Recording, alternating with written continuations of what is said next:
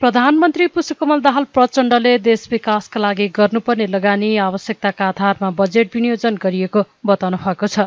शुक्रबार प्रतिनिधि सभामा प्रधानमन्त्रीसँग प्रत्यक्ष प्रश्नोत्तरका क्रममा सांसदले राखेका प्रश्नको जवाफ दिँदै प्रधानमन्त्री प्रचण्डले देशको समग्र विकासका लागि सरकारले लिएका नीतिगत प्राथमिकता र विभिन्न विषयगत क्षेत्रका विकासका लागि गर्नुपर्ने लगानी आवश्यकताका आधारमा बजेट विनियोजन गरिएको बताउनु भएको हो।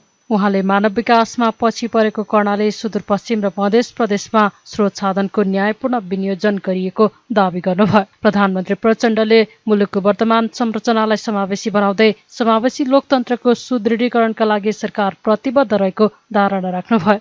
उहाँले रासायनिक मलको आपूर्तिलाई प्रभावकारी बनाइएको भन्दै यस वर्ष 3,51,000 मेट्रिक टन आयात गरिएकाले मलको अभाव नहुने जिकिर गर्नुभयो। प्रधानमन्त्री प्रचण्डले बाढी पहिरोका कारण निकै धनजनको क्षति भएकाले प्रभावित क्षेत्रमा राहत, उद्धार र पुनर्स्थापनाको कामलाई युद्ध स्तरमा अघि बढाइएको बताउनुभयो। उहाँले भौगोलिक अवस्थाका बारेमा अध्ययन गरेर विकासको मोडललाई परिवर्तन नगर्ने हो भने यस्ता घटनाहरू भइरहने भएकाले सरकारले आवश्यक तयारी गरिरहेको बताउनुभयो। अविरल वर्षाको कारण पूर्वी नेपालका खास गरी सङ्खुवासभा, ताप्लेजुङ, पाँचथरका जिल्लाहरूमा ठुलो धनजनको क्षति भयो र त्यसको प्रत्यक्ष अवलोकन गर्न नेपाल सरकारको तर्फबाट हामी त्यहाँ पुग्यौँ पनि, तर मौसमको खराबीको कारणले सबै चिज यथार्थ अवलोकन गर्न त हामीले सकेनौँ। तैपनि हामीले त्यहाँको निम्ति तत्काल आवश्यक पर्ने राहत, उद्धार र पुनर्स्थापनाको सम्भावनाबारे छलफल गऱ्यौँ र युद्ध स्तरमा उद्धार र राहत कार्यक्रम अगाडि बढाउन सम्बन्धित सबै निकायहरूलाई निर्देशित दियौँ।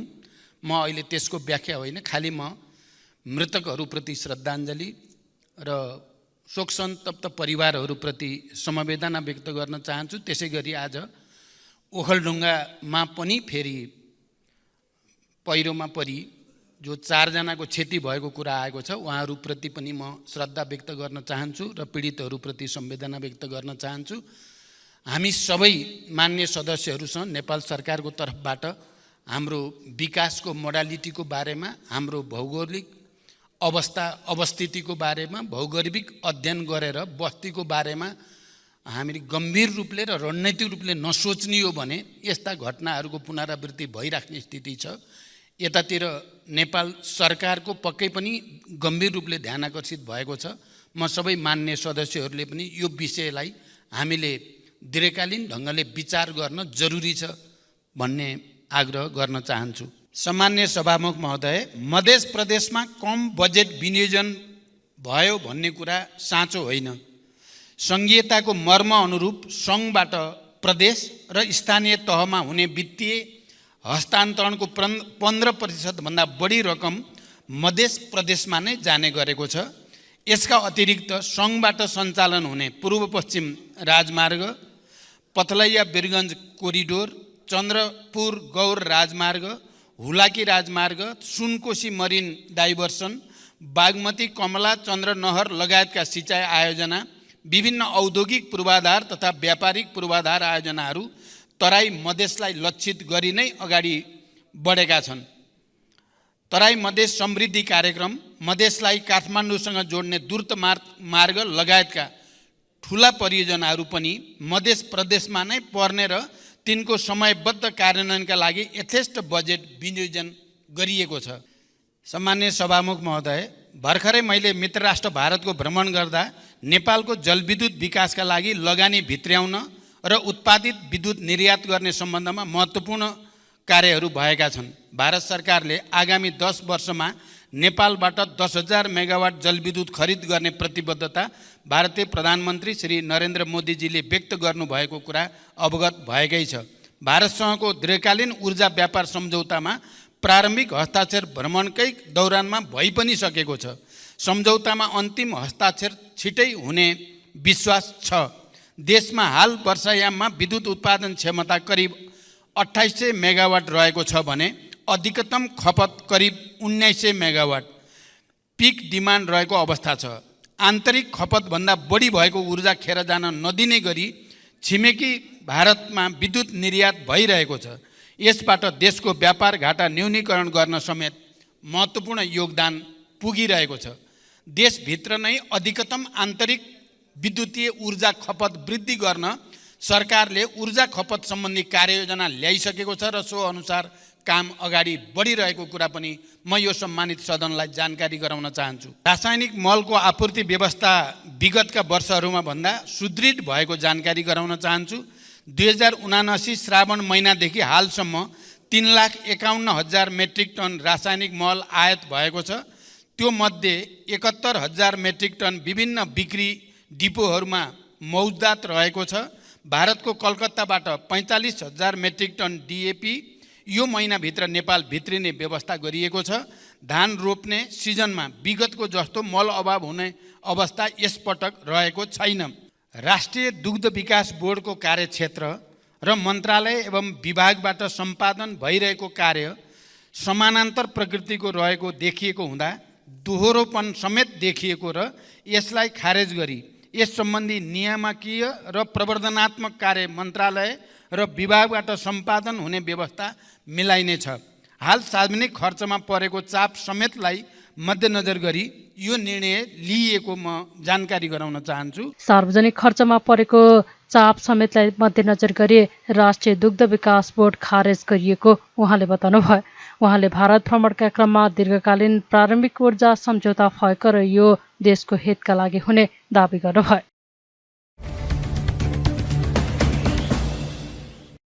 सांसदहरूले मनसुनसँगै बाढी पहिरोको प्रकोप बढ्दै गएको अवस्थामा पूर्व तयारी गर्न र बढ्दो सवारी दुर्घटना न्यूनीकरण गर्न सरकारको ध्यानकर्षण गराएका छन्।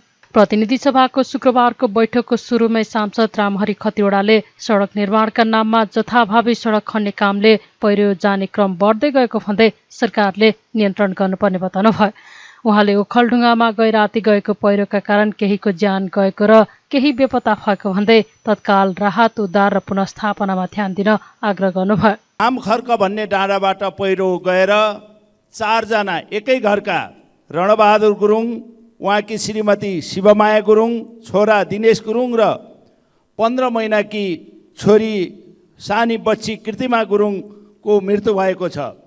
त्यहाँ धेरै ठुलो खेतबारीको नष्ट भएको छ भने धेरै गाई बस्तु त्यहाँबाट हराइरहेका छन्। सयौं बिघा खेत बगाएर लगेको छ। सरकारले द्रुततर रूपमा विस्थापित हुन लागेको त्यो गाउँलाई बसोबासको व्यवस्था गर्नका लागि म पहल गर्न मान्य मन्त्रीज्यूहरूलाई अनुरोध गर्न चाहन्छु सभामुख महोदय। त्यति मात्र होइन, समयमा रोडहरूको निर्माण नहुँदा र बाटो बनाउने नाउँमा जहाँ पाए त्यहीँ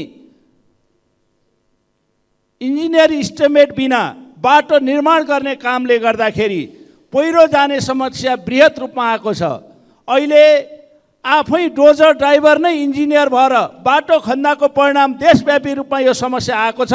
त्यो बारे पनि सरकारले सरकारको ध्यान जाओस् भनेर अनुरोध गर्न चाहन्छु। त्यस्तै सांसद हितराज पाण्डेले गोर्खामा भएको जीप दुर्घटनामा 5 जनाको मृत्यु भएको र 12 जना घाइते भएको भन्दै दुर्घटना हरेक दिन हुन थालेकाले दुर्घटना रोक्नका लागि सरकारको ध्यान जानुपर्ने बताउनुभयो। उहाँले पहाडी जिल्लाहरूमा धेरै यात्रुहरू गाडीमा रहेका कारण पनि दुर्घटना हुने गरेकाले सरकारले ध्यान दिनुपर्ने बताउनुभयो। आज गए राति असार 8 गते बिहान करिब 12:30 बजेदेखि 1 बजेको बिचमा गोर्खा जिल्ला शहीद लखन गाउँपालिका वडा नम्बर 3 सिलिङकोट गाउँमा विवाहको जन्ती लिएर फर्कँदा त्यहाँको ताप्ले खोलामा जीप दुर्घटना भएको छ, जसमा 4 जना पुरुष 1 जना महिला सहित 5 जनाको घटनास्थलमै निधन भएको छ। 12 जना सख्त घाइते हुनुभएको छ। 12 जना मध्ये 3 जना गम्भीरलाई नजिकैको आबु खैरिनीमा रहेको अस्पतालबाट रेफर गरेर चितवन पठाइएको छ। अरूको त्यहाँ उपचार भइरहेको छ।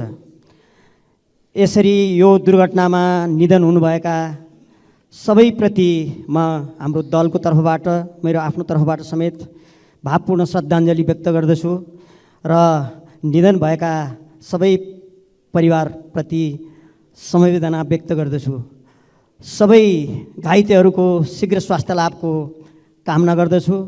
म नेपाल सरकारलाई यस्ता दुर्घटना हरेक हप्ता, अब अहिले हुँदाहुँदै त हरेक दिन आज दुर्घटनाबाट कहाँबाट खबर आयो भन्ने भइरहेको छ।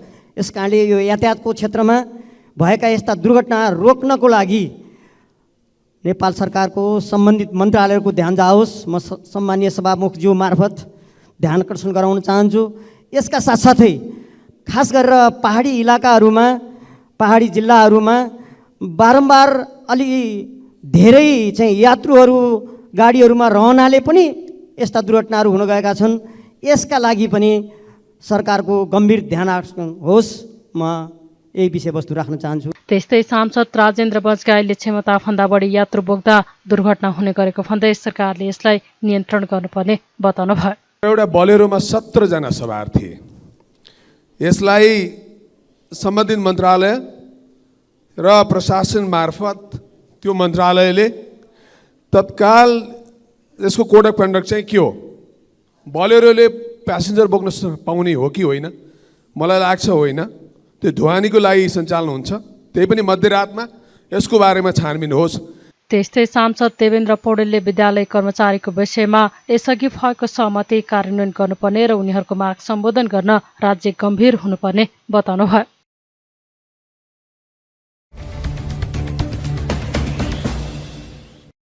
प्रधानमन्त्री पुष्पकमल दाहाल प्रचण्डले वर्तमान सरकारले विकसित प्रविधिको उपयोग सहित डिजिटल नेपालको अवधारणालाई कार्यान्वयनमा ल्याउन जोड दिएको बताउनु भएको छ। शुक्रबार काठमाडौँमा Huawei MNC digital Nepal conclave 2023 को उद्घाटन गर्दै प्रधानमन्त्री प्रचण्डले मुलुकले खोजेको विकास र समृद्धिको लक्ष्य हासिल गर्न सुशासन, सामाजिक न्याय स्थापना गर्दै समाज रूपान्तरणका लागि विकसित प्रविधिको उपयोगसहित डिजिटल नेपालको अवधारणालाई कार्यान्वयनमा ल्याउन जोड दिएको बताउनु भएको हो। उहाँले समाजलाई उन्नत चरणमा रूपान्तरण गर्न अहिलेको युगको मुख्य विशेषता बनेको सूचना तथा सञ्चार प्रविधिको नेपालमा विकास र यसलाई परिवर्तनका पक्षमा उपयोग गर्नु जरुरी रहेको उल्लेख गर्नुभयो।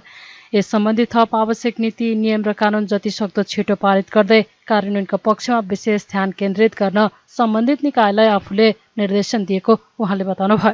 निकाय पछि घण्टौं लाइन लागेर नागरिकको व्यक्तिगत तथा जैविकीय विवरण प्रविष्ट गर्ने अवस्थाको अन्त्य गर्न पासपोर्ट, राष्ट्रिय परिचय पत्र लगायतका अन्य सेवा प्रवाहबीच अन्तर्आबद्धता प्रणालीको विकास गर्ने काम अघि बढेको उहाँले जानकारी दिनुभयो। त्यस्तै प्रधानमन्त्री प्रचण्डले सरकारी डाटा सेन्टर तथा सर्भरहरूमा देखा पर्ने साइबर सुरक्षा तथा अन्य जोखिम अन्त्यका लागि स्थायी समाधानका लागि सरकारले आवश्यक कदम चालिसकेको दावी गर्नुभयो। जनताको पक्षमा र जनताको पहुँचमा पुर्याउन डिजिटल नेपालको लक्ष्य हासिल गर्दै यस मार्फत सुशासन र सार्वजनिक सेवा प्रवाहलाई प्रभावकारी बनाउन यस सम्बन्धी थप आवश्यक नीति, नियम, कानुन यथाशक्य छिटो पारित गर्दै कार्यान्वयनका पक्षमा ध्यान केन्द्रित गर्न सम्बन्धित सबै निकायहरूलाई मैले प्रधानमन्त्रीको हैसियतले निर्देशन दिइसकेको छु। सरकारले नागरिकलाई प्रदान गर्ने सेवा तथा सूचनाको परम्परागत ढाँचालाई परिवर्तन गर्नुपर्ने अनिवार्यतालाई महसुस गरेर सरकारको नेतृत्व लिए लगत्तै हामीले पासपोर्ट, राष्ट्रिय परिचय पत्र लगायत अन्य अत्यावश्यक सेवाहरूलाई झन्झट मुक्त बनाउन पहल कदमी लिएको कुरा सर्वविदितै छ। निकाय पछि घण्टौं लाइन लागेर नागरिकको व्यक्तिगत तथा जैविकीय विवरण प्रविष्ट गर्ने अवस्थाको अन्त्य गर्न पासपोर्ट, राष्ट्रिय परिचय पत्र लगायतका अन्य सेवा प्रवाहबीच अन्तर्आबद्धता प्रणालीको विकास गर्ने काम अगाडि बढिसकेको छ। नो अब्जेक्सन लेटरका लागि मध्यरातिदेखि नै लाइन लाग्नुपर्ने अवस्थाको अन्त्य भएर घरबाटै अझ मोबाइलबाटै प्रमाणित लिन सकिने व्यवस्था भएको छ। त्यसैगरी सबै सरकारी वेबसाइटहरूलाई एउटै मानक स्ट्यान्डर्ड वेबसाइट फ्रेमवर्कका आधारमा सञ्चालन गर्ने कार्य सुरु भएको छ भने हेलो सरकार लगायत गुनासो सुनवाई प्रणालीदेखि विकास निर्माणका कार्यहरूको अनुगमन समेत डिजिटल प्रविधिकै प्रयोग गरी सम्पन्न गर्ने कामहरू अगाडि बढेका छन्। सरकारी निकायहरूले सामाजिक सञ्जालको व्यवस्थित रूपमा उपयोग गर्दै नागरिकलाई सूचना तथा सेवा प्रवाहमा सहज पहुँचका लागि सामाजिक सञ्जाल कार्यविधि परिमार्जन गरिएको छ। सरकारी डाटा सेन्टर तथा सर्भरहरूमा देखा पर्ने साइबर सुरक्षा, साइबर सेक्युरिटी तथा अन्य जोखिम अन्त्यका लागि स्थायी समाधानमा सरकारले आवश्यक कदम चालिरहेको छ।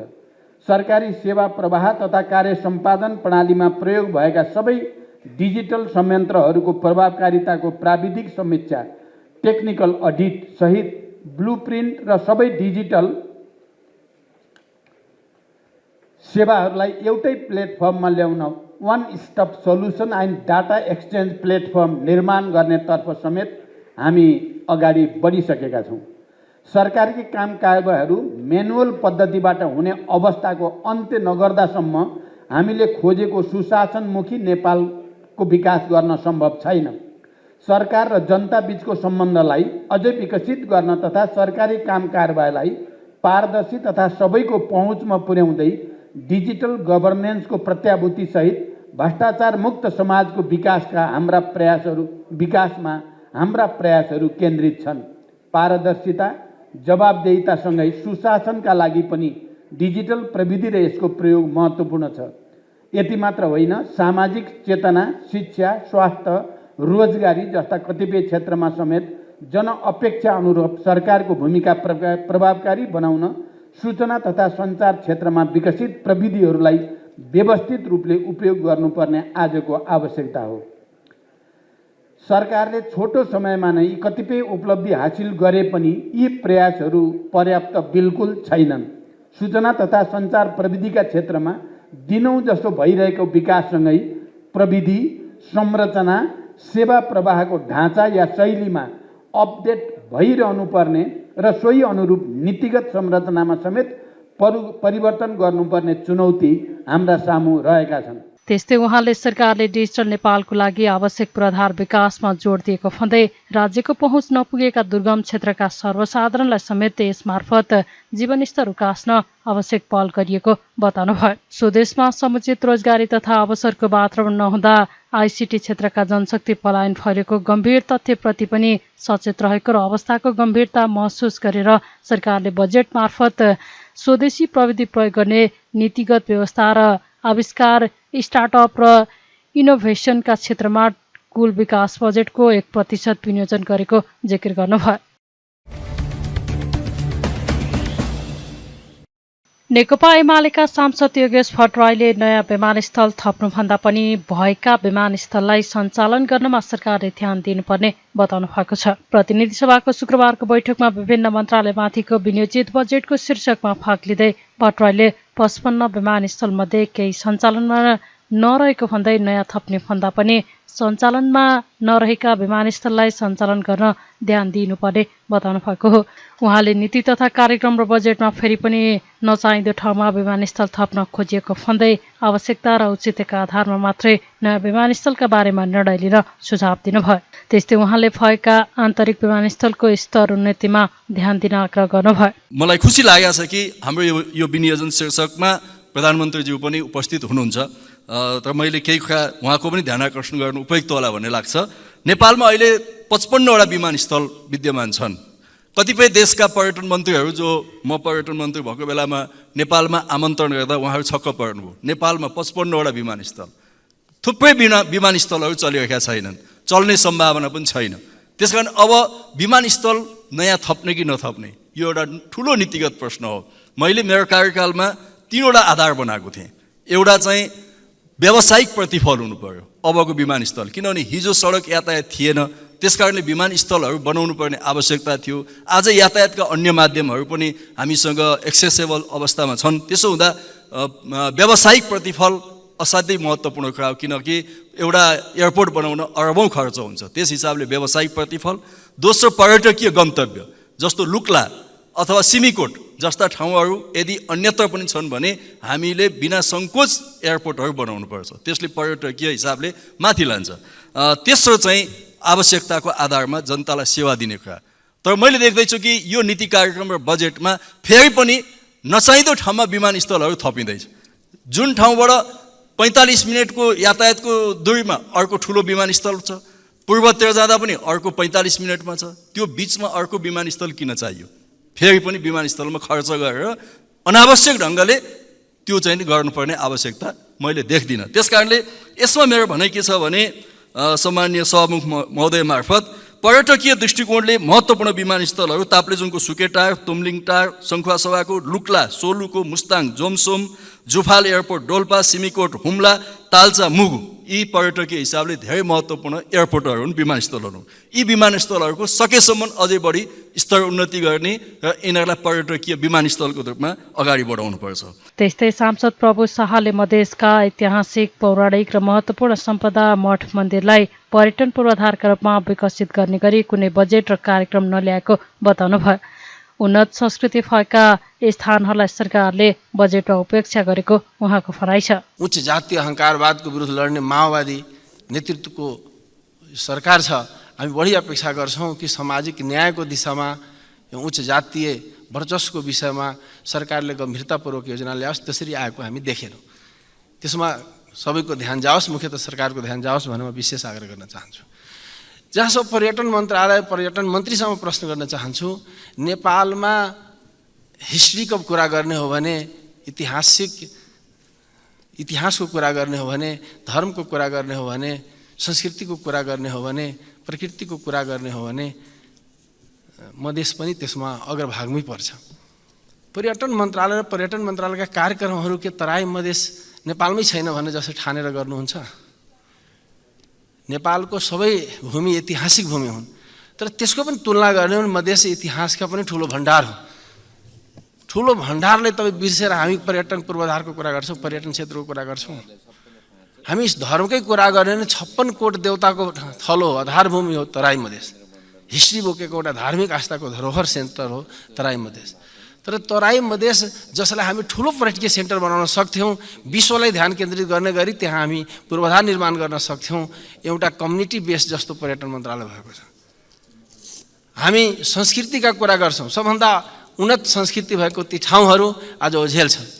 सप्तरीदेखि तपाईँ पश्चिम पूर्व सबै हेर्न सक्नुहुन्छ। सखडा भगवती जस्तो हिस्ट्रिकल पोइन्ट, सलेस जस्तो सिराहाको पोइन्ट, जानकी मन्दिर जस्ता, जलेश्वर महादेव मन्दिर जस्ता, सत्ती बिहुलाको सङ्ग्रामपुरको त ऐतिहासिक धरोहर, मूर्तियाको महादेव मन्दिर, रौतहटको पुरातात्विक पतौरा पुरातात्विक मन्दिर, सिमरौनगढ, गढीमाई जस्ता जस्ता तराई मधेसका हजारौँ पूर्वाधारहरू जो ऐतिहासिक छ।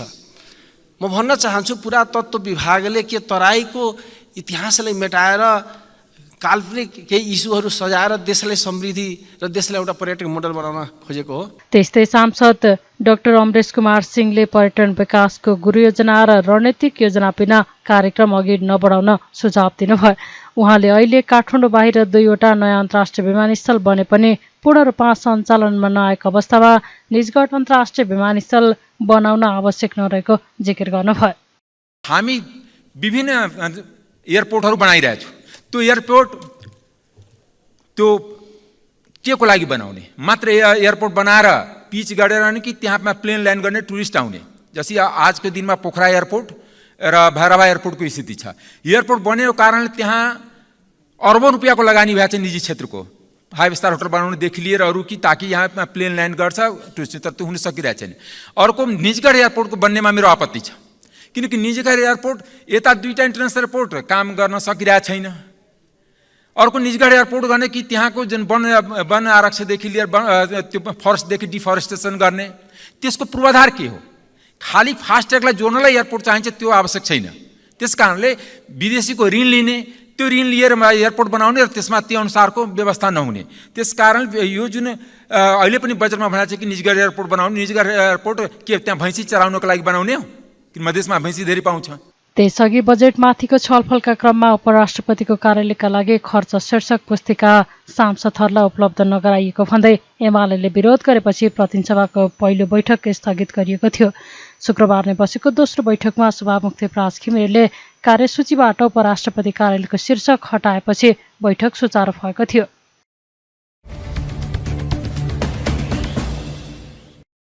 दाङको घोराई उपमहानगरपालिका 16 कारौती डाँडामा प्रदेश स्तरीय रङ्गशाला बन्ने भएको छ। लुम्बिनी प्रदेश सरकारले प्रदेशको गौरवको योजनाको रूपमा नेत्रलाल अभागी खेलकुद रङ्गशालाको निर्माण कार्य अघि बढाएको हो। इन्डोर र आउटडोरका सबै खेल खेल्न मिल्ने गरी 27 बिघा क्षेत्रफलमा अत्याधुनिक खेलकुद रङ्गशाला बनाइने प्रदेश सरकारको गुरु योजना रहेको छ। अहिलेसम्म 1,56,00,000 बजेटबाट मैदान सम्याउने र वाल लगाउने काम भएको नेत्रलाल अभागी रङ्गशाला व्यवस्थापन समितिका अध्यक्ष देवमान दमाईले जानकारी दिनुभयो।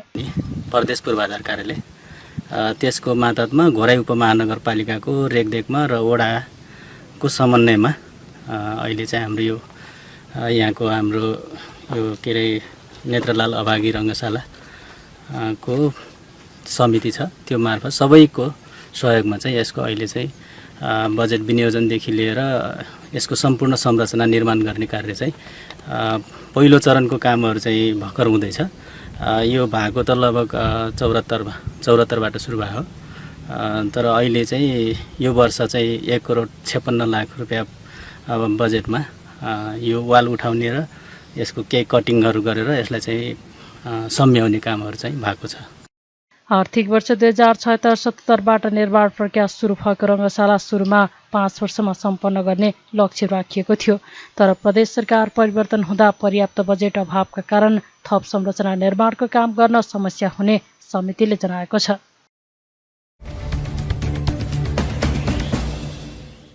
स्वास्थ्य तथा जनसङ्ख्या मन्त्री मोहन बहादुर बस्नेतले जस्तोसुकै बेला पनि हुन सक्ने विपदलाई मध्यनजर गर्दै सहज अवस्थामा रहनुपर्ने बताउनु भएको छ। आकस्मिक चिकित्सकीय समूहको कार्यक्रमलाई शुक्रबार ललितपुरमा सम्बोधन गर्दै मन्त्री बस्नेतले मुलुकको सबै क्षेत्रलाई ध्यान दिएर विपत्ति न्यूनीकरणका लागि पूर्वतयारी अवस्थामा बस्नुपर्ने बताउनु भएको हो। उहाँले संविधान प्रदत्त स्वास्थ्यको अधिकारलाई सुनिश्चित गर्न लाग्नुपर्नेमा ध्यान दिन स्वास्थ्यकर्मीलाई आग्रह पनि गर्नुभयो। आफू मन्त्री नहुँदा पनि स्वास्थ्य क्षेत्रका लागि धेरै काम गरेको र विभिन्न जिल्लामा भएका घटनामा स्वास्थ्य सामग्रीका साथै आवश्यक राहत प्रदान गरेको जिकिर गर्नुभयो। उहाँले राम्रो कार्ययोजना बनाएर अघि बढे सहयोगको खाँचो नहुने बताउनुभयो। संगठन, संस्था, सरकार कतिखेर कहाँ आइपुग्ला त्यो आफ्नो ठाउँमा छ। हामी प्रत्येक व्यक्ति अलर्ट हुनुपर्छ। हाम्रो प्रत्येक जिम्मेवारी चाहिँ हामी अलर्ट भएर बस्नुपर्छ र कुनै पनि बेला के हुन सक्छ भन्ने त्यो चाहिँ मान्यता, सोच र त्यसका लागि हामी के गर्नुपर्ने, हाम्रो ड्युटी के हो भन्ने कुराका बारेमा चाहिँ हामी सोच गर्नुपर्छ। र मलाई त भन्नुहुन्छ भने अहिले म स्वास्थ्य मन्त्री छु, मैले नभने नि हुने हो। मेरो गोदाममा अहिले पनि करोडौँको स्वास्थ्य सामग्री मैले डिपोजिट गरेर राखेको छु। म यो स्वास्थ्य मन्त्री हुन्छु भन्ने थिएन, र जहाँ तत्कालीन अवस्था आउँछ म हिँड्नलाई 60 जिल्लाभन्दा बढी म दौडेको छु र मैले बाढी पहिरोको प्रकोपबाट मृत्यु भएका परिवारहरूलाई 25,000 को दरले धेरैवटा जिल्लामा हामीले बाँड्दै पनि हिँड्यौँ। दार्चुलामा तुइन काटिएर मान्छे मारे, त्यहाँ पनि हामीले पैसा बढायौँ र स्वास्थ्य सामग्री हामीले धेरै ठाउँ बाँड्दै हिँड्यौँ र हाम्रो पनि टिम छ। यो राम्रो कार्ययोजना बनाउन सक्यो भने नेपालीहरू अत्यन्तै मन भएको, अत्यन्तै सहयोग गर्ने खालका विचारका यो नेपाली जनताहरू हो, जो संसारभरि पाउन सक्दैन, मलाई त्यस्तो लाग्छ। किनभने म हरेक खालको विपत्तिमा चाहिँ काम गरेका मान्छे हो, चाहे महाभूकम्प होस्, चाहे बाढी पहिरो होस्। बाढी पहिरो त हरेक साल हुन्छ भएको छ र नभए अन्त पनि म हिँडेको छु। त्यस कारणले हामीले राम्रो कार्ययोजना बनाएर हामीले अगाडि सार्यौँ भने हामीलाई सहयोगीहरूको खाँचो हुँदैन। म आफै यसको उदाहरण हो र यो देश आफ्नै उदाहरण हो। नेपालले आफ्नो सीमित र स्रोत र साधनको बावजुद पनि ठुला कामहरू सफलतापूर्वक सम्पन्न गर्न सकेका छौँ। त्यो सम्पन्न गर्ने कार्यकर्ता, सम्पन्न गर्ने पात्र तपाईँ हामी हो। त्यस कारणले सहयोगको कुरा गर्नुहुन्छ भने जनता मिलेर पनि सहयोग गर्छन् र हामीले राम्रो कार्ययोजना दिन सक्यौँ भने चाहे WHO होस्, चाहे अरू हाम्रा हेल्थ पार्टनरहरू हुन्, सबैतिर सहयोग दिनलाई कुनै समस्या छैन। स्वास्थ्य मन्त्रालय एउटा यस्तो मन्त्रालय हो जहाँ हामीले राम्रा काम गर्न सक्यौँ भने कुनै फन्डको कमी हुन्छ भन्ने मलाई लाग्दैन। हुन त नेपाल सरकारले म आउनुभन्दा अगाडि स्वास्थ्य मन्त्रालयको बजेट 40% बजेट कटौती गरेका थियो। त्यो सिलिङ त्यसरी आएको थियो र मैले हाम्रो मन्त्रालयका टिमको सहयोगले र अर्थ मन्त्रालयसँग धेरैपल्ट चाहिँ उहाँहरूसँग छलफल गरेर हामी 10 अथवा 11 करोड जति त्यो हाम्रो सहयोग थप्न हामी सफल भएको छ। तर पनि अहिले पनि भन्नुहुन्छ भने शुद्धिजन्य पदार्थको नाउँमा 6 र पैसा उठिरहेछ। 40 करोडभन्दा पनि स्वास्थ्य मन्त्रालयलाई दिएको छ। यस्ता किसिमका विकृतिहरू पनि छन्, विसङ्गतिहरू पनि छन्। तर त्यसको लागि लडिदिने लिडरसिप सायद स्वास्थ्य मन्त्रालय नभएको कारणले यो दशा भोग्नु पर्यो हो कि। म तपाईँलाई विश्वास दिलाउन चाहन्छु, जेन्युन कुरामा राष्ट्रका लागि, जनताका लागि, स्वास्थ्य उपचारका लागि संविधानमा एउटा कुरा हामी लेखेर बसेका छौँ, कोही जनता, नेपाली जनता स्वास्थ्य उपचार नपाएर मर्नु पर्दैन भनेको छ। तर अहिले विभिन्न विपत्तिबाट आएका बिरामीहरू उपचार गर्न नसकेर बेवारिसी भएर बसेको अवस्थामा स्वास्थ्य मन्त्रालय जिम्मामा बसेर हामीले उपचार गरिरहेका छौँ। अहिले पनि ट्रमा सेन्टरमा हामीले जिम्मा लिएर उपचार गरिरहेका छौँ। जस्तै अहिले चाहिँ तपाईँहरूले हामीले जति राम्रा नीति बनाऊँ, जतिवटा कार्यशाला गोष्ठी गरौँ, जति राम्रा चाहिँ हामीले चाहिँ विधि र विधानहरू तयार गरौँ, तर आवश्यकता अनुसारको स्रोत र साधन भएन भने हामी टाइममा त्यो काम गर्न सक्छौँ, समस्या हुन्छ। त्यस कारणले गर्दा त्योतर्फ हामीले ध्यान दिन पनि जरुरी छ। तर मैले अघि पनि भने स्रोत र साधन हामीले राम्रो कार्ययोजना बनाएर हामी एकदमै एक्टिभ भएर कन्भिन्स गर्न सक्ने अवस्थामा हामी गयौँ भने त्यहाँ सम्भावना पनि छ। त्यसैले यो कार्यशाला गोष्ठीले आगामी दिनहरूमा अब यो भइसकेका ठाउँमा, हुन सक्ने सम्भावना भएका ठाउँमा कसरी चाहिँ हामीले सरकारका अरू अङ्गहरूसँग, अरू चाहिँ क्षेत्रहरूसँग सहकार्य गरेर चाहिँ हामी अगाडि बढ्न सक्छौँ। कार्यक्रममा स्वास्थ्य सेवा विभागका महानिर्देशक डाक्टर दिपेन्द्र रमण सिंहले देशभर 25 अस्पतालमा स्याटेलाइट आकस्मिक सेवा प्रदान गर्न सक्ने अवस्थामा रहेको जिकिर गर्नुभयो।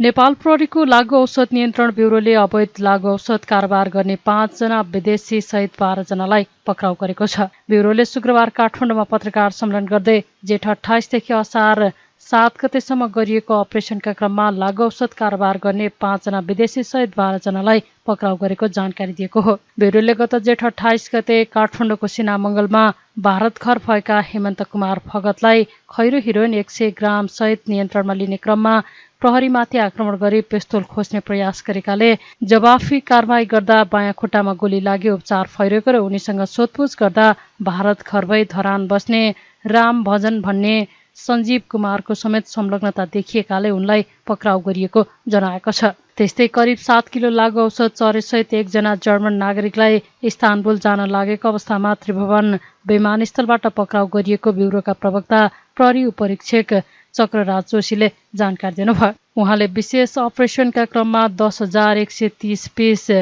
एलएसडी स्टिकर सहित 5 लाई पक्राउ गरिएको बताउनुभयो। ठमेलको साथ घुम्तीबाट काठमाडौँको चन्द्रगिरी घर भएका सुगम मैनालीलाई 7 पिस एलएसडी सहित पक्राउ परेपछि थप अनुसन्धान गर्दै जाँदा अन्य व्यक्तिलाई पनि पक्राउ गरिएको जोशीले जानकारी दिनुभयो। उहाँले कागजमा टाँस्ने स्टिकरको स्वरूपमा एलएसडी बरामद गरिएको पनि बताउनुभयो। 28 गतेदेखि अहिले 7 गतेसम्म सञ्चालन भएको विभिन्न अपरेसनमा हामीले 12 जना व्यक्तिहरूलाई पक्राउ गरेका छौँ, जसमा 5 जना विदेशी र 7 जना नेपाली नागरिक हुनुहुन्छ। 2 जना हामीले कारबाही पक्राउ गरेर पोखरामा बुझाइएको छ भने 1 जना हस्पिटलमा हुनुहुन्छ। यसमा टोटल हामीले बरामद गरेको लागु औषधमा एलएसडी स्टिकर 10,131 पिस, लागु औषध मेथाम्फेटामाइन 40.85 ग्राम, कोकिन 3.7 ग्राम, लागु औषध चरेस 6 केजी 860 केजी 6.860 केजी, खैरो हिरोइन 100 ग्राम, गाँजाको धुलो 4.750 केजी र कोडिन 16 बोतल। बरामद नगद रु 1,39,000 भारु, 700 युरो, 530 टर्किस र 50 थाई चाहिँ बरामद भएको छ। र यो अपरेसन हेर्ने हो भने यहाँले यो लिङ्क चार्टमा पनि हेर्न सक्नुहुन्छ। हामीले अपरेसनको सिलसिलामा 5 गते सुगम मैनाली भन्नेलाई यो ठमेलबाट 7 पिस एलएसडी सहित हामीले पक्राउ गरेका थियौँ र पक्राउको त्यसको चाहिँ कनेक्टिभिटीलाई हामीले चाहिँ पछ्याउँदै जाँदा 5 गते हामीले मुखिया गुरुङलाई ठमेलबाटै हामीले पक्राउ गऱ्यौँ र त्यसको लिङ्क कता छ भनेर चाहिँ हेर्दै जाँदा हामी चाहिँ पोखरातिर मोडियौँ र पोखरा गएर हामीले चाहिँ बचन भन्ने राज गौतमलाई पोखरामा समात्यो र उहाँको साथमा उहाँको गर्लफ्रेन्ड चेक रिपब्लिकको एउटा मार्टिना श्रेना भन्ने एउटा 2टा सहित समातेर हामीले उहाँहरूलाई चाहिँ आवश्यक कारबाहीको लागि पोखरामा नै बुझाएका छौँ। र यसको कहाँबाट आयो त यो भन्ने सन्दर्भमा हामी त्यसको लिङ्कअप गर्दै जाँदा मुख्य व्यक्ति डेभिड मन्डियो भन्ने इटालियन नागरिकलाई हामीले ठमेलबाट पक्राउ गरेका छौँ। हामीले जसलाई 6 गते पक्राउ ठमेलबाट पक्राउ गऱ्यौँ र उहाँबाट नै 1098 पिस LSD, 38 ग्राम मेथाम्फेटामाइन, 6 ग्राम चरेस, 1,39,000 भारू, 700 युरो, 530 अड्किस, 50 यो थाई भाट सहित उहाँलाई चाहिँ हामीले नियन्त्रणमा लिएर म्याथप गरेका छौँ।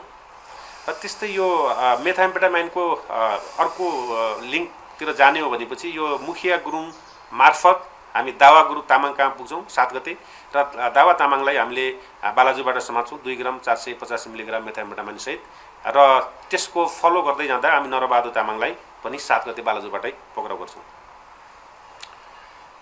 यो जर्मन नागरिकबाट बरामद चरेस हुन त यो पहिला पनि आइसक्यो हो र यसको यो 29 गते पक्राउ परेको त्रिभुवन अन्तर्राष्ट्रिय विमानस्थलमा त्रिभुवन अन्तर्राष्ट्रिय विमानस्थल सुरक्षा कार्यालय र लागु औषध नियन्त्रण ब्युरोको संयुक्त कारबाहीमा पावल रिस्ट 63 इयर्स ओल्ड व्यक्ति चाहिँ पक्राउ पर्नुभएको थियो जर्मन नागरिक। उहाँको साथबाट 6 केजी 860 ग्राम चरेस बरामद भएको थियो।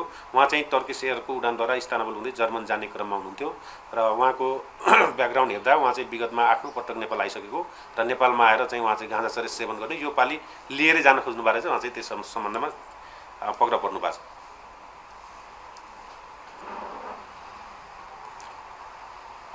चरेस भनेको अब यो गाँजाबाट बनाइने कुरा हो। यसको बारेमा मैले धेरै यहाँलाई भनिराख्नु जरुरी छैन। LSD भनेको एक किसिमको कृत्रिम शक्तिशाली भ्रमात्मक असर दिने लागु औषध हो। यो स्टिकरको रूपमा हुन्छ। यहाँहरूले यहाँ चित्रमा पनि हेर्न सक्नुहुन्छ। यो जुन स्टिकर छ एउटा स्टिकरमा करिब 500 वटा सानो सानो टुक्रा हुन्छ र यो स्टिकर नेपालमा यसको अवैध बजार मूल्य हेर्ने हो भने करिब 2000 छ। त 2000 भन्दा बढीको हिसाबले पनि यो बिक्री वितरण भएको छ। यो विभिन्न उसमा आउँछ, झोल पदार्थको रूपमा आउँछ, सेतो पाउडरको रूपमा आउँछ अनि रङ्गीन पिल्स या विभिन्न आकारमा ट्याब्लेट वा क्याप्सुलमा पनि यो पाउँछ। र अहिले हामीले समातेको झोललाई सोच्ने कागज टिकट वा टाँस्ने सानो कागजमा टाँसेर स्टिकर बनाएर चाहिँ को अवस्थामा ठुलो परिणाममा हामीले यो बरामद गरेको हो। त्यस्तै अनुसन्धानका क्रममा अवैध लागु औषधसहित विभिन्न 3 जनालाई पक्राउ गरिएको ब्युरोले जनाएको छ। पक्राउ परेकाहरूबाट बरामद अवैध लागु औषधको अवैध बजार मूल्य 2 करोड 33 लाख भन्दा बढी रहेको पनि ब्युरोले जानकारी दिएको छ।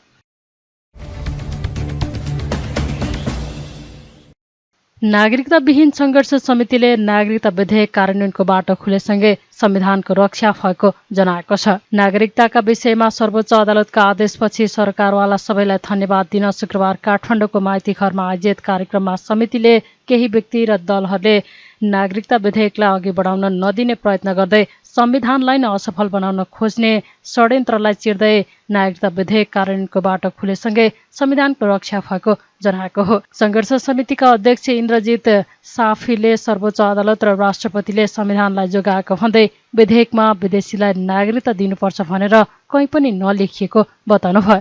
उहाँले विदेशीलाई नागरिकता दिनबाट रोक्नका लागि देशका सबै जिल्लामा संघर्ष समितिका तर्फबाट 10 जनाको प्रतिनिधि राख्ने जानकारी दिनुभयो। साफीले देशको मधेसी दलले नागरिकता मुद्दालाई भोटको मुद्दा मात्रै बनाएको र आफूहरूले भोटको खानी भाँडो खोज्न सफल भएको जिकिर गर्नुभयो। सर्वोच्चमा रिट हाल्ने व्यक्ति सुरेन्द्र भण्डारी, बालकृष्ण नेपाने उनीहरूको र यो देशको मधेसी दलको र यो देशको पार्टीहरूको तपाईँको एउटा यो नागरिकता इस्युलाई एउटा खाने भाँडो र के भन्छ भोटको मुद्दा राजनीतिक मुद्दा मात्रै बनाएको थियो। हामीले तिनीहरूको त्यो भोट त्यो खाने भाँडो खोसिसकेका थियौँ। यही गाने के भन्छ तपाईँको बालकृष्ण नेपाने, सुरेन्द्र भण्डारी यही नागरिकताको इस्यु आउँदाखेरि सर्वोच्चमा लाखौँ रुपियाँ लिएर लाखौँ पैसा लिएर उनीहरूलाई नागरिकता दिलाउने काम उनीहरूले पनि गरेको थियो र समग्र रूपमा त्यो नागरिकताको इस्यु आउँदाखेरि उहाँहरूले अगाडि बढ्न नदिने भन्ने किसिमले चाहिँ यो रोक्ने प्रयास पटक पटक भएको थियो र यो नागरिकता विधेयकलाई अहिलेको राष्ट्रपति रामचन्द्र पौडेल र देशको तपाईँको सर्वोच्च अदालतले यो देशको कानुन, संविधान र संघीयतालाई बचाएको छ। यदि पुरानो विधेयक यदि अहिले प्रमाणीकरण नगरेको भए र सामान्य सर्वोच्च अदालतले त्यो नागरिकता विधेयकलाई यदि कार्यान्वयनमा नल्याएको भए देशको संविधान, संघीयता र देशको कानुनमाथि नै एउटा ठुलो प्रहार भइसकेको थियो र अहिलेको सम्मानित सर्वोच्च अदालतले त्यसलाई चाहिँ बचाएको छ। सर्वोच्च अदालत र हाम्रो राष्ट्रपतिज्यूले त्यसको लागि चाहिँ धेरै धेरै धन्यवाद दिन चाहन्छु। म तपाईँहरूलाई एउटा विश्वास दिलाउन चाहन्छु यो नागरिकता विधेयकमा विदेशीले नागरिकता पाउनुपर्छ भनेर कतै लेखेको छैन। यो नागरिकता विधेयकमा प्रमाणीकरण भएपछि जसको बुवामा यो देशको नागरिक छन् त्यसका सन्तानहरूले नागरिकता पाउँछन्। जुन भनिरहेछन् कि यो नागरिकता विधेयक प्रमाणीकरण भयो भने बिहेको भोलिपल्टै नागरिकता पाउँछ भनेर, यो आजदेखि होइन 2009 सालदेखि चल्दै आएको परम्परा हो। 2009 सालदेखि चल्दै आएको छ र अहिले पनि त्यो पाइरहेको छ। बिहेको भोलिपल्ट नागरिकता पाउने जुन प्रावधान चलेछ, हामी पनि चाहन्छौँ त्यो रोक्नुपर्छ। सरकारले अर्को नयाँ विधेयक ल्याऊ, त्यसमा 5 वर्ष 10 वर्ष जति लगाउनु छ लगाओस्, त्योदेखि हामीलाई लेना देना छैन। विदेशीले नागरिकता पाओस् भनेर हामी पनि चाहँदैनौँ, हामीलाई पनि देशको माया छन्। र यो नागरिकता विधेयकलाई लिएर अझै कुरा तपाईँहरूलाई के जानकारी गराइदिउँ कि हामी मेचीदेखि महाकालीसम्म हरेक जिल्लामा हामी 10-10 टिम राखेका छौँ। त्यो नागरिकताविहीन सङ्घर्ष समितिले कुनै पनि विदेशी बिचौलियाले तपाईँको बिचौलिया मार्फत नागरिकता लिने यदि प्रयास गर्यो भने उनीहरूलाई सबभन्दा पहिले समातेर नेपाल प्रहरीको जिम्मा हामी लगाउँछौँ। कार्यक्रममा सहभागी युवाहरूले हामी सबै एक हौं, हिमाल पहाड तराई, कोही छैन पराई, सर्वोच्च अदालत, राष्ट्रपति धन्यवाद सहित नीरज झालाई न्याय दे लगायतका प्लेकार्ड प्रदर्शन गरेका थिए। सर्वोच्च अदालतले नागरिकता ऐनको संशोधित व्यवस्था कार्यान्वयन नगर्न यसअघि जारी गरेको अल्पकालीन अन्तरिम आदेशलाई निरन्तरता नदिएपछि विधेयक कार्यान्वयनका लागि बाटो खुलेको हो।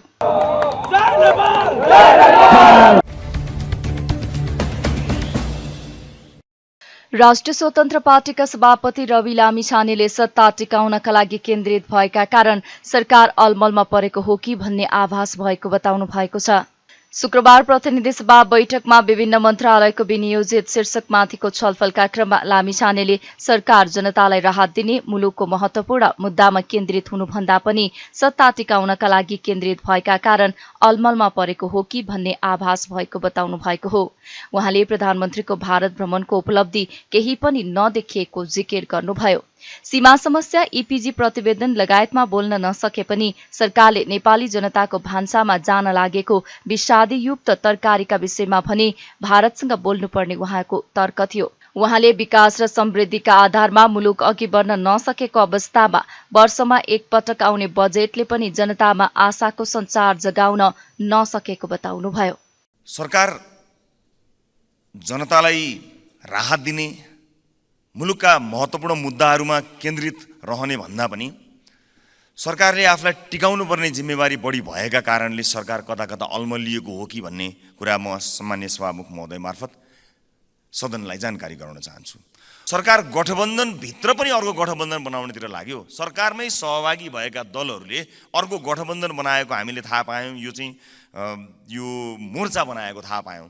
मोर्चामा सरकारमै भएका दलहरू छन्। अब यो के हो बुझ्न जरुरी भयो।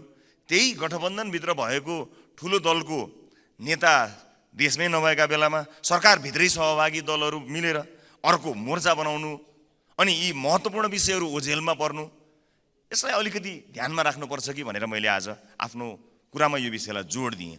सरकार अलमलिएको त भारत भ्रमणका विषयमा पनि केही चिज थियो। हामीले केही प्रश्नहरू राखेका थियौँ, तर ती प्रश्नहरू अनुत्तरित हुन गए। भारत भ्रमणकै कुरालाई सम्झिरहँदा मैले प्रधानमन्त्रीका विषयमा कुराकानी गरिरहँदा यो कुरा कहाँ जोड्न खोजेको भने प्रधानमन्त्रीसँगको एक्सन प्लान हुनु र प्रधानमन्त्रीले आफ्नो एक्सन प्लान अनुसारले सरकार सञ्चालन गर्नुलाई एउटा कल्पना गर्न सकिन्छ र त्यस अन्तर्गत गयो र नीति अनि बजेट यी सबै कुराहरूलाई समेटेर जान्छ भन्ने कुरा कल्पना गर्न सकिन्छ। तर प्रधानमन्त्री धेरै कुरामा अल्झिनु भयो।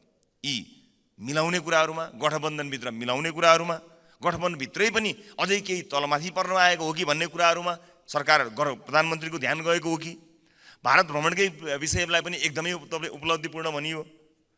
इपिजीको बारेमा के भयो? केही पनि भएन। हवाई रुट पायौँ? पाएनौँ। अखण्ड भारतका विषयमा प्रश्न गरियो? गरिएन। कालापानीबाट भारतीय सेनाहरू हट्ने कुरा भयो? भएन। सुपरहिट भनियो। हामीले सोच्यौँ सुपरहिट, अब दिल्लीमा गर्मी धेरै छ, गर्मी हिट भयो हुनाले त्योभन्दा पनि धेरै हिट भएर सुपरहिट भएको होला, तर अरू केही देखिएन। हामीले केही पनि हामीले यी कुराहरूमा उपलब्धिपूर्ण कुरा हासिल गर्न सकेनौँ। कमसेकम नेपाली जनताको भान्सामा जान लागेको विषादीयुक्त तरकारीलाई रोक्ने आँट त गरौँ। इपिजीमा बोलेनौँ, ठिक छ। अखण्ड भारतमा हामीले बोल्न डरायौँ, ठिक छ। केही पनि बोल्न सकेनौँ, ठिक छ। तर विषादीयुक्त भारतबाट आउने, सीमा क्षेत्रमा आउने तरकारीका विषयमा सभामुख महोदय, कतिपय यस्तो अवस्था पनि छ कि नेपाल पठाउने तरकारीहरू उत्पादन गर्दा प्रयोग हुने मल र त्यहाँ हुने विषादीको प्रयोगका बारेमा प्रश्नहरू उठेका छन्। बारीमा अथवा कुनै ठाउँमा खेतमा नेपाल पठाउने सामानहरूलाई, नेपाल पठाउने तरकारीहरूलाई जुन ढङ्गले उत्पादन गरिन्छ, जुन विषादीहरू राखेर उत्पादन गरिन्छ, त्यही भारतीय बजारमा उत्पादन गर्ने त्योभन्दा फरक तरिकाले गरिन्छ। त्यहाँ भित्र पनि जाँच हुन्छ, तर हामी कहाँ निर्बाध रूपमा आउँछ। आज मानिसहरू बिरामी परिरहेका छन्। जनताको स्वास्थ्यलाई त माया गरौँ, राष्ट्रवादलाई जनताको भान्सासम्म लिएर जाने त्यति आँट र साहस त गरौँ। प्रत्येक दिन नेपाली जनतालाई जाँच नगराइकन ल्याएको तरकारी खुवाइएको छ कि सरकार त्यति पनि गर्न सक्दैन? विकास र समृद्धिका आधारमा मुलुक अगाडि बढ्न सकेको छैन। सरकारको बजेट वर्षमा सरकारले चाहिँ प्रस्तुत गर्ने यो योजना जसले आम जनता र मुलुक निर्माणको सम्पूर्ण सरकारवालाहरूको मनोबल बढाउन सक्नु पर्थ्यो, केही हुँदैछ भन्ने आशा दिनु पर्थ्यो, अब परिवर्तन हुन्छ भन्ने आशाको संसार हुनु पर्थ्यो। त्यो हुन सकेन। विश्वास दिलाउन सक्नु पर्थ्यो, त्यसमा सफलता प्राप्त गर्न सकेन। सभामुख महोदय, यो गम्भीर विषय छ। लामिछानेले महत्वपूर्ण विषयमा सांसदहरूले सदनमा राखेका विषयमा सरकारले चासोपूर्वक हेर्दै आवश्यक सम्बोधन गर्नुपर्नेमा जोड दिनुभयो।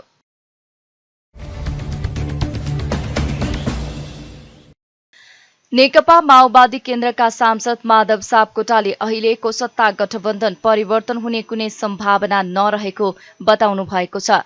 शुक्रबार संसद भवन नयाँ बानेश्वरमा सञ्चारकर्मीसँग कुरा गर्दै सापकोटाले सत्ता गठबन्धन परिवर्तन हुने कुरा आधार नभएको बहस मात्रै भएको बताउनुभयो। उहाँले अहिले कांग्रेस र एमालेका बीच तत्काल सत्ताको साझेदारी गर्ने तहको धरातल विकास नभएको दावी गर्नुभयो। सापकोटाले एक चरण सरकारको नेतृत्व गरेपछि माओवादीले कांग्रेसलाई सत्ताको नेतृत्व हस्तान्तरण गर्ने उल्लेख गर्नुभयो। त्यस्तै उहाँले समाजवादी मोर्चा एकाएक नभई धेरै अघिदेखि नै बहसमा रहेको भन्दै कांग्रेसका लागि समाजवादी मोर्चा सरप्राइजको विषय नभएको जिकिर गर्नुभयो। हैन, यो धेरै आधार नभएको बहस हो, विश्लेषण गर्न त पाइयो नै। संवाद त माओवादी र एमालेकै बीचमा नि छ नि। यहीँ हुँदा नै हामी कयौँ मान्यजहरूका बीचमा चाहिँ छलफल पनि चलिरहेको छ। तर अरू धेरै लामो व्याख्या नगरिकन म के भन्न चाहन्छु भने अहिले कांग्रेस र एमालेका बीचमा तत्काल सत्ताको साझेदारी गर्ने तहको चाहिँ धरातल विकास भइसकेको छैन। यो गठबन्धन एउटा यो चरणलाई जान्छ नै। मलाई लाग्छ इमान्दारितापूर्वक आफ्नो कार्यकाल सम्पन्न गरेपछि सामान्य प्रधानमन्त्रीले हस्तान्तरण गर्नुहुन्छ। अर्को चरणमा नेपाली कांग्रेसले सरकारको नेतृत्व गर्छ। अहिलेलाई अनुमान विश्लेषणहरू मात्रै हो, त्यसको बलियो धरातल छैन। ताको कुरा चाहिँ के हो भने यो अहिले अनायासै रातारात अगाडि आएको होइन। गएको स्थानीय निर्वाचनभन्दा अगाडि नै मोर्चा बनाएर जाने तहको छलफल भएको थियो। त्यसबेला घोषणा नै गर्ने भनेको थियो, विभिन्न प्राविधिक कारणले रोकिएको थियो। र नेपाली कांग्रेसका लागि यो सरप्राइज विषय पनि होइन। हामी मोर्चा बनाउँदैछौँ, मोर्चा के उद्देश्यका लागि बनाउँदैछौँ भन्ने कुरा चाहिँ नेपाली कांग्रेसको मूल नेतृत्वलाई यो विषय थाहा छ र मलाई लाग्छ यसले नेपाली कांग्रेसलाई झस्काएको छैन। यता नेकपा एमालेका सचेतक महेश बर्तौलाले पछिल्लो घटनाक्रमका आधारमा वर्तमान सरकारको दिनगन्ती शुरू भइसकेको बताउनुभयो। सरकारको नेतृत्व गरिरहेको पार्टीले मोर्चाका नाममा अर्को गुट बनाउने कामले जनतामा असर पर्ने उहाँको भनाइ छ। उहाँले निर्वाचनमा जनताले दिएको म्यान्डेटका आधारमा सत्ता समीकरण बनाउन ठूला दलहरूले साझेदारी गरे दिगो सरकार बन्न सक्ने धारणा राख्नुभयो। समग्र आजसम्मको घटनाक्रम 5-6 महिना घटनाक्रमको हामीले समीक्षा गर्दाखेरि सरकारसँग भरोसा थियो। हामीलाई भरोसा पनि थियो, केही गर्ला होला भन्ने पनि थियो। 10 दलीय उहाँहरूको गठबन्धन पनि थियो। हाम्रो त सिम्पल कुरा त 5 वर्ष यो गठबन्धनले सरकार चलाओस्, हामीलाई कोही आपत्ति छैन, हाम्रो प्रश्नहरू पनि छैन। तर सरकार सिम्पल कुरा गरौँ, आज गठबन्धनमा के भयो ख्याल नगरौँ भनेर हिँड्ने हो भने त्यो एउटा पक्ष होला। तर हामी यो देशको नागरिक हौँ, यो देशको सङ्कटको बारेमा हामी पनि ख्याल गर्नुपर्छ। हामी यहाँका सांसद पनि हौँ। सरकारको नेतृत्व गरिरहेको छ।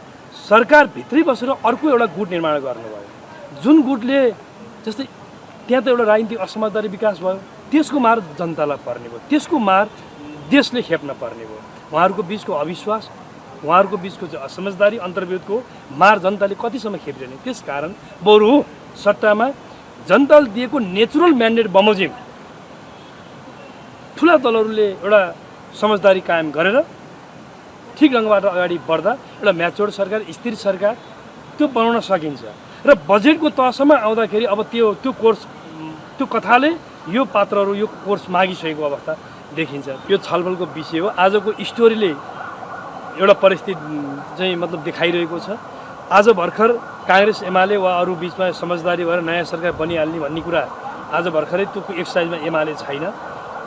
घटनाक्रमले त्यतातर्फ परिस्थितिलाई अगाडि बढाइरहेको छ। म यति भन्न चाहन्छु, लामो समय यो सरकारको मैले यो वर्षमा होइन सरकारको आयो, महिनामा पनि होइन, यो सरकार यो दिनमा रहेको छ भन्ने कुरा ढुक्कले चाहिँ तपाईँलाई म भन्न सक्छु। बर्तौलाले कांग्रेससँग छलफल गरेर तत्काल सरकार परिवर्तन गर्ने योजनामा एमाले नरहे पनि घटनाक्रम हेर्दा वर्तमान सरकार लामो समय टिक्ने संकेत नदेखिएको बताउनुभयो।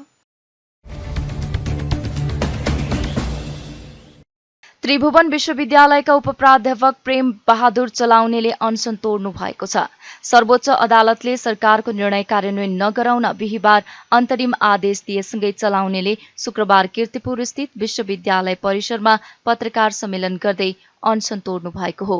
आफूमाथि आक्रमण गर्ने विरुद्धको मुद्दा फिर्ता लिने निर्णयको विरोध गर्दै असार 3 गतेदेखि त्रिवी उपकुलपति कार्यालय अगाडि उहाँ अनसनमा बस्नु भएको थियो। अनसन तोड्दै चलाउनेले न्यायको आंशिक जित भएको अनुभूति भएको बताउनुभयो। उहाँले न्याय पाउने प्रक्रियालाई अवरुद्ध गरेमा प्रतिकार गर्न फेरि सडकमा आउने बताउनुभयो। मुलुकको सर्वोच्च न्यायालयले गरेको यस निर्णयले मलाई यो देशमा न्याय मरेको छैन भन्ने अनुभूति भएर न्याय प्राप्तिको लागि आशा जगाएको छ। यो निर्णयका निम्ति देशको सर्वोच्च न्यायालयप्रति म हार्दिक आभार तथा सम्मान व्यक्त गर्दछु। न्याय प्राप्तिको लडाईँमा यहाँसम्म आइपुग्दा सत्य, न्याय, मानवता, सदाचार, नैतिकताको आंशिक जित भएको हामीलाई अनुभूत भएको छ। यद्यपि यसो भनिरहँदा असत्य, अन्याय, अन्धकार हाम्रो समाजमा पूर्ण रूपमा निस्तेज भइसक्यो भने कदापि होइन। न्याय प्राप्तिको यस लडाईँमा निडर भएर आवाज, अक्षर, सर्वेदृश्य र तस्बिरको सहायताले सत्यको पक्षमा उभिने तपाईँ सम्पूर्ण नै यस उपलब्धिको भागीदार हुनुहुन्छ। यसको हिरो चाहिँ तपाईँहरू हुनुहुन्छ। तपाईँहरू धेरैजना हुनुहुन्छ। मुलुकमा विधिको शासनको प्रत्याभूत गराउन उठाइएको यो ऐतिहासिक कदमका लागि यहाँहरू सबैजनाप्रति म कृतज्ञता तथा धन्यवाद व्यक्त गर्न चाहन्छु। फेरि कुनै पनि बहाना वा कानुनको छिद्र खोतलेर न्याय प्राप्तिको यस लडाईँमा मलाई बाधा अडचन सिर्जना गरेमा म फेरि तपाईँहरूको साथको आह्वान गर्दै प्रतिकार गर्न सडकमा आउने नै छु। तपाईँहरूको उपस्थितिको लागि फेरि एकपटक म धन्यवाद भन्न चाहन्छु। न्यायको लडाईँ जारी रहनेछ। धन्यवाद। जेठ 30 गते बसेको मन्त्री परिषद बैठकले ज्यान मार्ने उद्योगमा जिल्ला अदालतमा दर्ता भएको नेभी संघका नेता कार्यकर्ताको मुद्दा फिर्ता लिने निर्णय गरेको थियो। मुद्दा फिर्ता लिने निर्णय कार्यान्वयन नगर्न आदेशको माग गर्दै उहाँ सर्वोच्च पुग्नु भएको थियो। 2077 असोजमा नेभी संघका नेता कार्यकर्ताले आक्रमण गरेको भन्दै चलाउनेले मुद्दा दर्ता गर्नु भएको थियो।